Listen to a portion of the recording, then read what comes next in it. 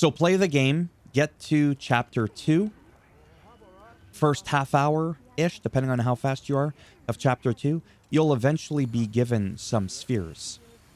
That's how you know that you can upgrade your armor. And funny enough, I would recommend you actually come back to the Plains map, the very first one, go to the base camp and talk to Gemma, because then when you talk to her, she'll tell you all about it.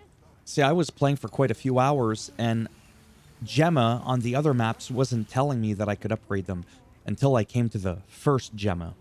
So you would speak to her, like to manage my equipment, go to forge/upgrade armor, and for the very first several hours of gameplay, you're going to go and do this, and it's just going to say, hey, you want to forge another one? You're like, no, I want to upgrade. You'll click on your gear, but now you'll actually be able to upgrade. That's obviously how you know it's working.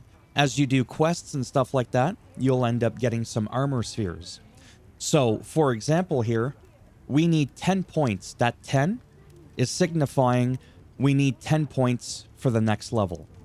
The 135 is how many of those armor spheres I have. And then if you look right there, you could see 0 out of 10, and I'm level 1 of 4.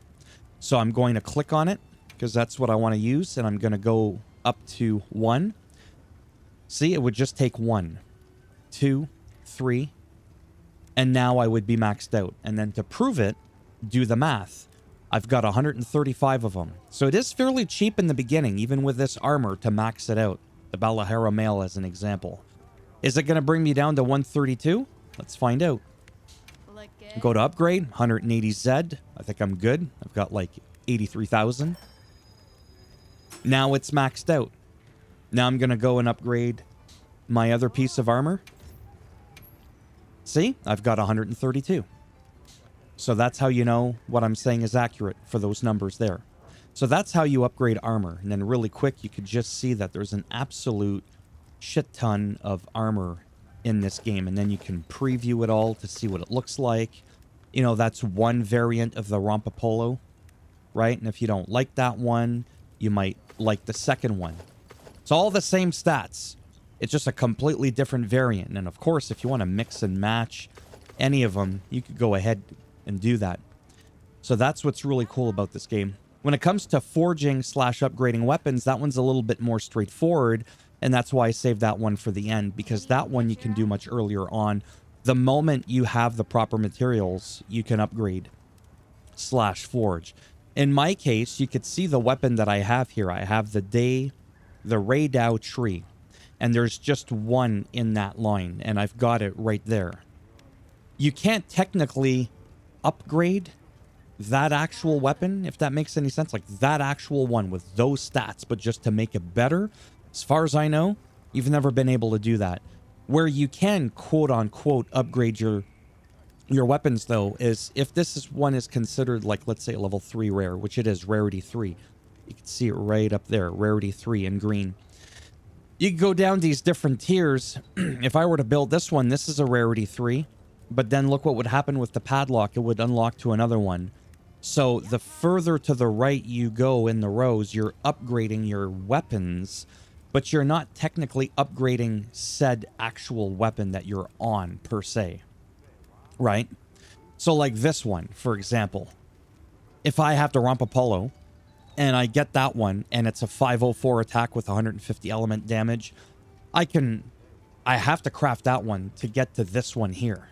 The problem is now that's a completely different damage type. You may not want that, but you need to craft that one to get to this one, because you got to follow the, it's like connecting the dots, right? It's like this one here. I craft that one, then it would allow me to be able to craft this one. Let me go ahead and see if I can even do that. Ready to get to work? Then she crafts it. I say no. I still can't see it. Whatever. But at least later on, when I uncover it, I'll be able to craft it so long as I have the materials, because now I unlocked the prerequisite for it. Pretty straightforward for that one. It's the armor one that was a little bit more convoluted, because I felt like it was taking a while. As far as I know, there's also no way to find out how many spheres you have, unless you go to upgrade and then take a look from there.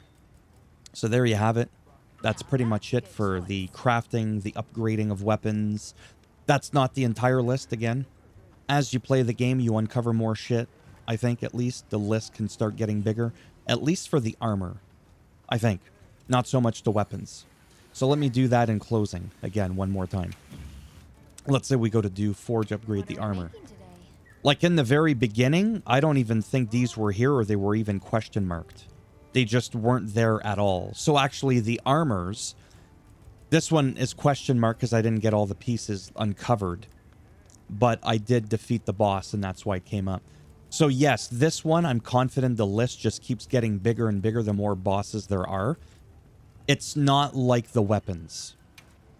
The weapons you'll see, if I'm not mistaken, the entire tree within reason, or it might actually get bigger.